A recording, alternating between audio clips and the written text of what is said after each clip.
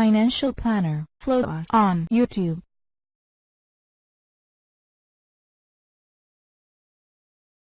And really, you have the Sir Isaac Newtons, the Copernicuses, and just the Albert Einsteins working and focusing in this space now. And it's just such an exciting space to be in. So both of you, thanks for coming on the show with me today. Absolutely. Thank you for having us. This is exciting. Well, hey, you know, it's, and I kind of joked with you guys as we got on the call here, and no offense to you guys at all, but the cryptocurrency space, you know, a lot of people have been accused of just being a bunch of young guys, a bunch of millennials, and I want to give you guys some credit. You guys are some of, you know, older individuals. You're taking heart to cryptocurrency. You're not letting the trends pass you by, and in your one-word biography, you guys said you're retired. So that's pretty cool stuff. So let's start with Ron, Papa Ron. Give us a little introduction of yourself and how you got involved with Bitcoin. Well, thank you. Appreciate you having us. Rod and I are brother-in-laws. I married Rod's sister, and I'm a lot better looking. We've just been connected for all these years. We're pretty close. And, you know, both of us have been self-employed our whole lives. And that kind of spurs on something within us to always be looking to turn a buck on things. And when we came across Bitcoin, and at first, you know, both of us just thought, you know, just another fiat. But as we got looking at it, we said, God, I think we can make some money here. So that kind of spurred us on and started delving into learning. And it was a big learning curve for us. I mean, just the terminology alone was so foreign to us. Prospered in it. We've made some good money already on some of these coins. It's been good. It has. Ron called me. He said, hey, we need to look at this cryptocurrency. And he told me a little bit about it, but I was made by the computer thing, and I went, oh my hell, this is a dang Ponzi scheme. Man. So, but I got on my computer, and I started looking at it, and it started making sense. I said, I called Ron back, and I said, okay, let's get it together. And he was talking about learning the new terminology. Hell, that was like learning a whole new language for me, man. I didn't know what was going on at all. But we learned, and we YouTube channels, and people started making some comments, and really made sense. You get more and more excited every time you're in it. Sure. Yeah, we're just on the cusp of this thing. It's been thrilling to see how this thing has even grown since we've been in it. Oh yeah. And the masses of people that have come in it, and all the questions people have. It's actually given us some real focus and purpose to focus on something, which has been this crypto stuff. Yeah, we've only been in it like 5-6 months, and not very long. And yet it's been longer than that now. But has it been longer than that? I don't know. All I know is exciting. That is really exciting. You can tell that you know, the cryptocurrency has just, you know, lit up. It's gone viral, and it's one of those things that was very speculative, and it's still speculative in certain aspects of it. But in prior years, it hadn't proven itself. And one of the things that I've been saying here in 2016, 2017, is that it's solidifying itself now in the future, you know, entering some of these multi-billion-dollar corporations and just the infrastructure that's getting built out, especially when it comes to Bitcoin and Ethereum and some of these other ones. So I just interviewed Rick Rule, and he thinks cryptocurrency is interesting. He didn't give it the biggest endorsement ever. He said, be careful of the J curve. He says he's seen that a few times in the history of his investing career. You know, anytime you see something go like this, the backside of the J curve isn't as fun, and it looks the same. But I'd like to get your thoughts on that. Yeah, you know, go ahead. I'm sorry to cut you off. I see where he's coming from on most investments and money type financial things. But relate this to the blockchain. And the blockchain is the glue that holds all these cryptos together.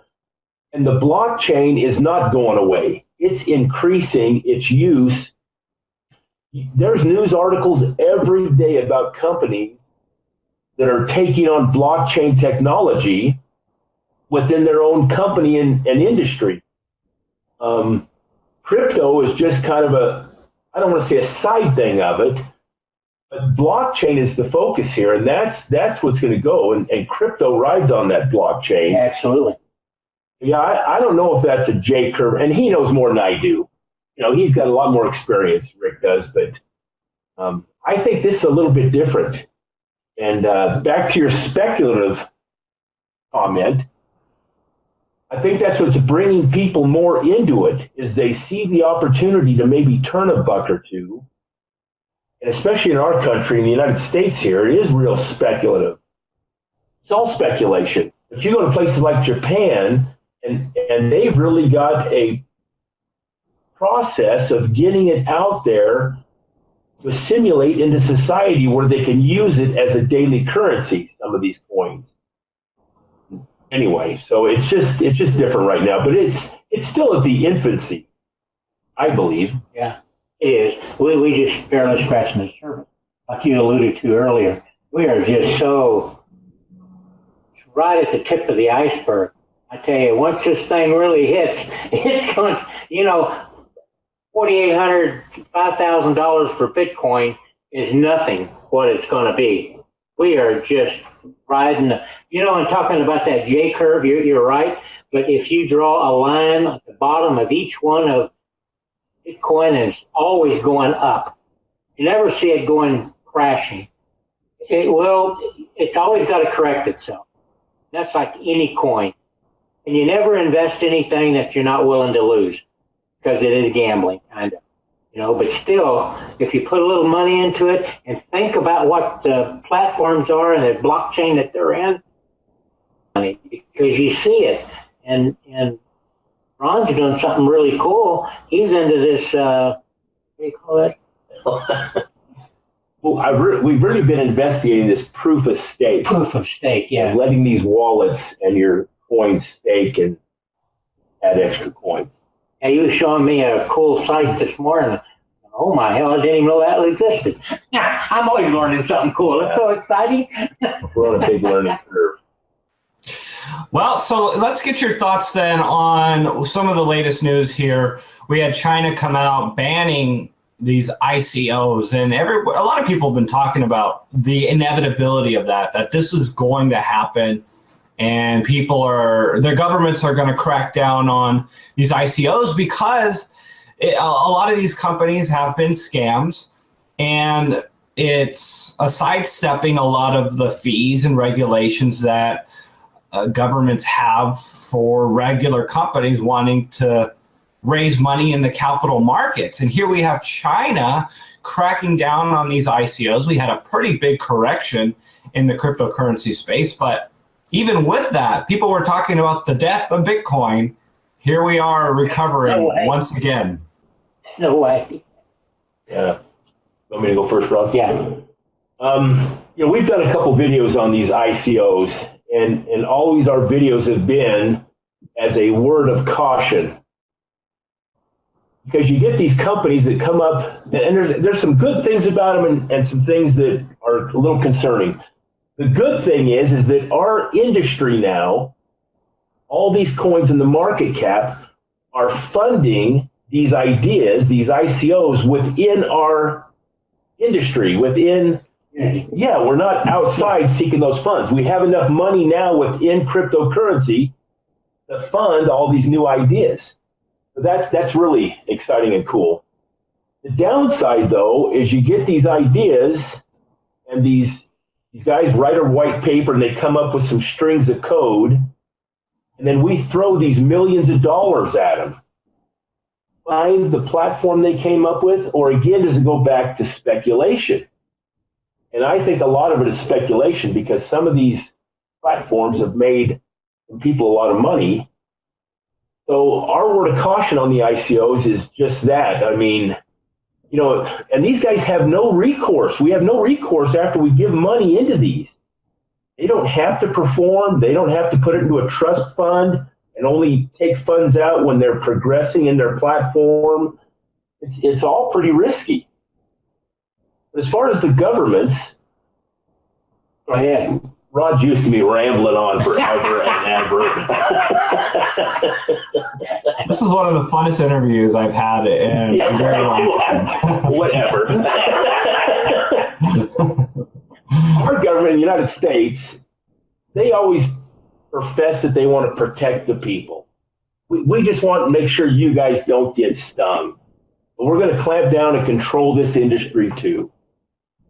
I'm not familiar with I know about what you just said about them saying the ICOs are going to be outlawed, but I don't know. I don't know if it's going to come about totally. I mean, not long ago, clamped down on the exchanges. And it took a few months, but they came back on board. They set a few regulations in there, and it seemed like everything was cleared up and fine.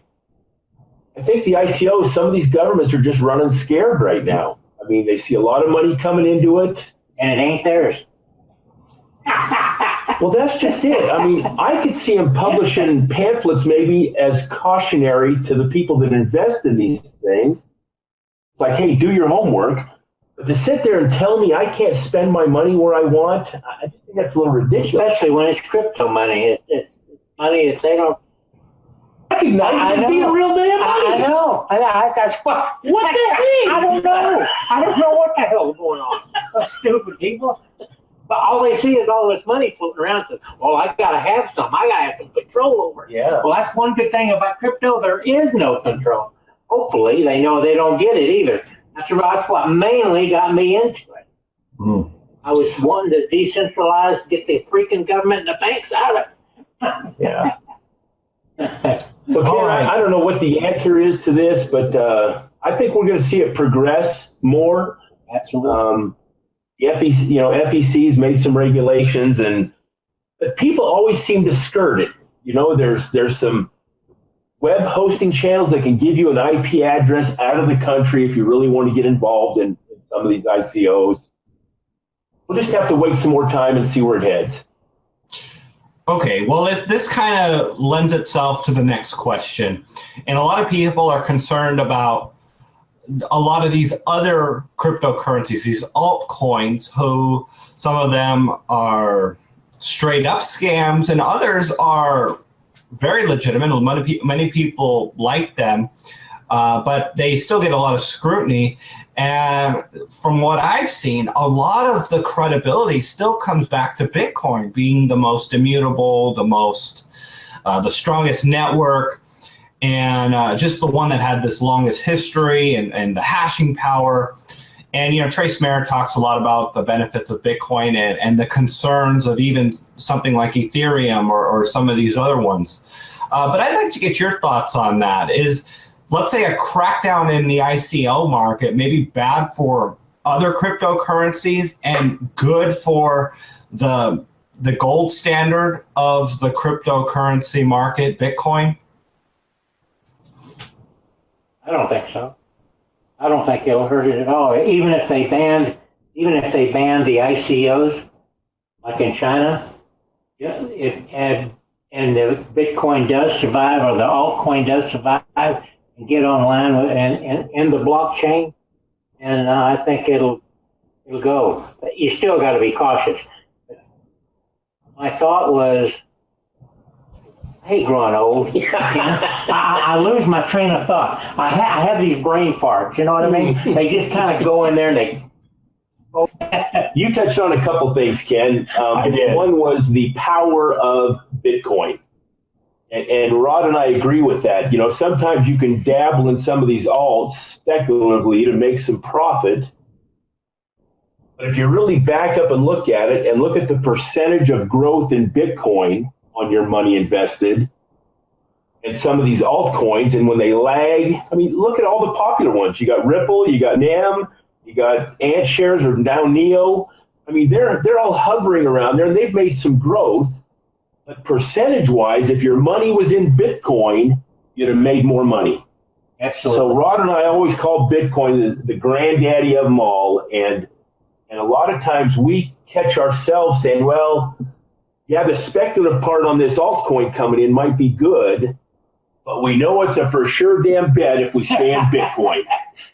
And so, yeah, and we're at the age now where we don't do a lot of speculating, trading and stuff, but we mainly put our stuff in, going to be there and be solid.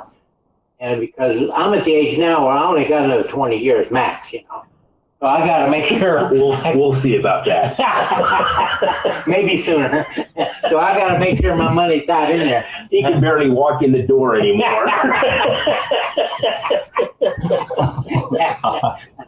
You know that old, remember when I was a kid your age, I'd be looking at old people that do these shuffle. Hell, I'm doing the shuffle now.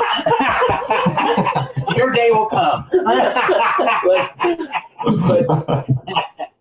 But, man, wow. You're exactly right. And I don't know if we answered that all the way. We're pro Bitcoin all the way. And there's some other ones that are really solid.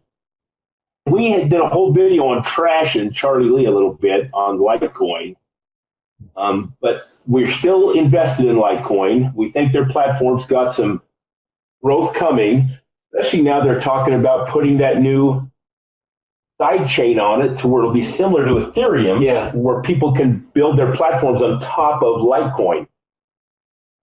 Some good solid coins, but there's over 800 altcoins. I mean, come on, you know that not all these are going to survive the test of time.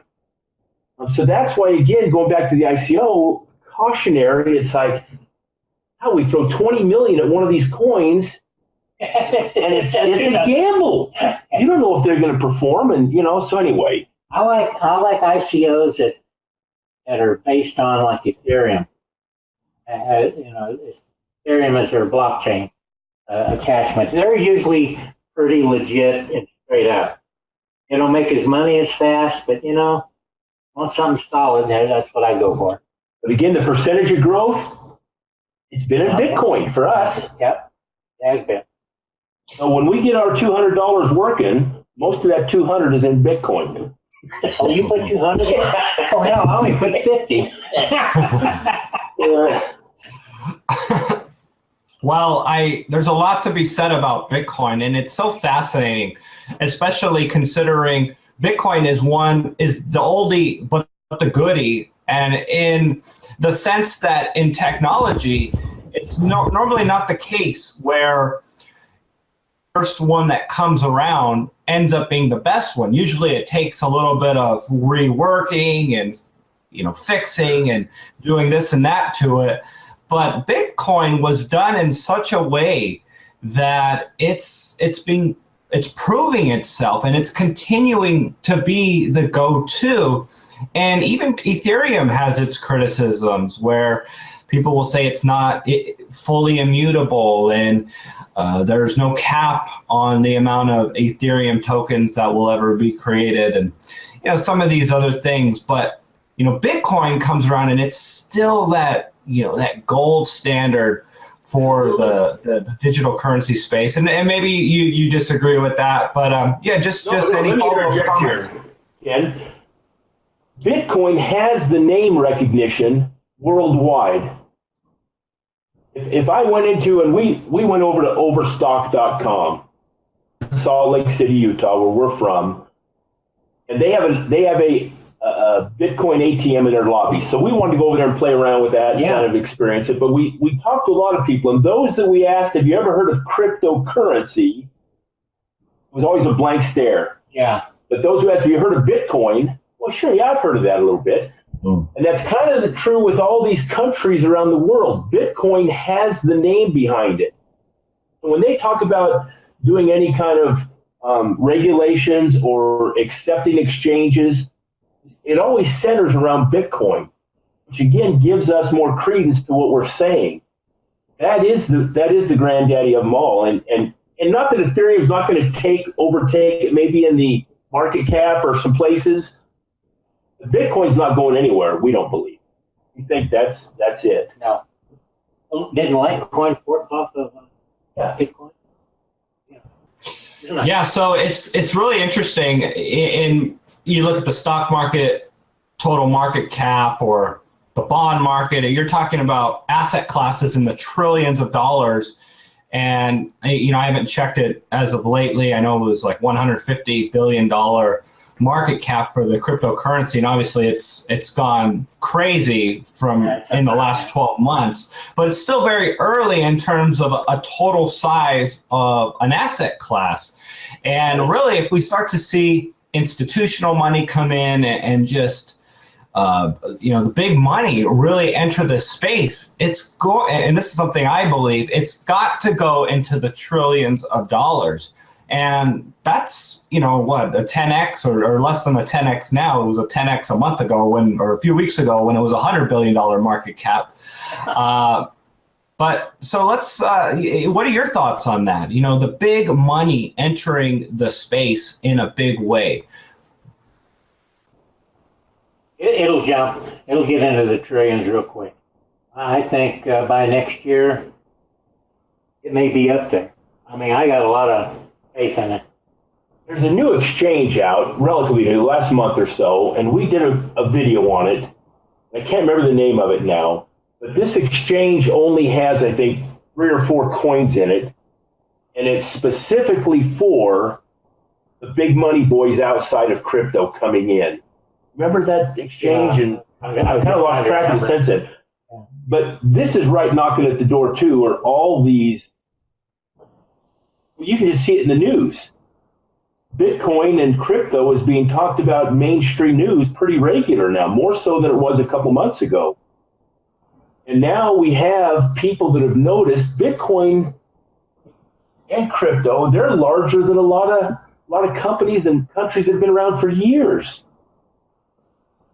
So I think the big money is going to come into it. If you can make, okay, here's an example. My son-in-law, at his work, he's got a guy who's always harassing about Forex, currency. What do you call Forex? Ken, help me out with this. Well, money. Currency trading. Okay. Forex is the platform they do currency trading, whether it be the yen or all those currencies. Sure. Well, my son-in-law every day is showing him, you know, in the Forex market, he's hardly made any money percentage-wise. And my son-in-law, man, every day it's, you know, 10, 20, 30% increase. So this kid has now jumped into crypto. And this is just an example of what's coming on the, as there is money to be made here. And if there's that kind of money, those big boys are going to get into it. And we see that happening today, even in the news. Ripple, I mean, the banks took on Ripple. And also Neo now, I think they're coming out. NEM, yeah. They're also taking on NEM. So, you know, the banks even want to get in on it. You know? In their own blockchains and some of that stuff. There's one right now, one of the five of the biggest banks are trying to create their own cryptocurrency, as they see this is the future. This is where we're headed, kind of. Yeah, it is. So one of the things that I've been trying to wrap my mind around is the future of blockchain and what it will mean and where it's heading.